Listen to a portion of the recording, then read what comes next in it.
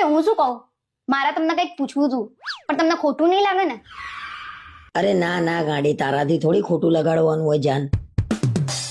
કે રિયા ભાભી તમારા સ્કૂલમાં હતા તો તમે તો ઝાલા નહીં રહેતા હોય નહીં?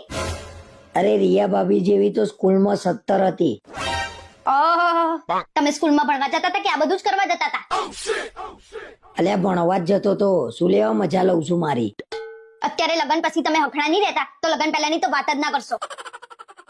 અરે ના રે ના, મારા તો મનમાં આવું કશું નહીં. કોઈ તો કે તમારી વાત તો સાચી છે, તમારા મનમાં તો આવું ના જ હોય. તો પછી કેમ કે એ બધું તો તમારા દિલમાં હશે ને, તમારા મનમાં ક્યાંથી હોય? જૂની જૂની વાતો ખોલીને શું લેવા ઝઘડા ઉધું છું. લો, તમે તમારા મોઢેથી જ બોલ્યા હતા કે રિયા ભાભી અમારા સ્કૂલમાં ભણતા હતા, તો હું પૂછ્યું એ નહીં? પણ તું રિયા ને જઈને જાતે પૂછી લે ને, જા, મારું મગજ બગાડ્યા વગર. રિયા ભાભી માંથી ડાયરેક્ટ રિયા? તમે તો સ્કૂલમાં એક જ બેન્ચ ઉપર બેસતા હશો નહીં?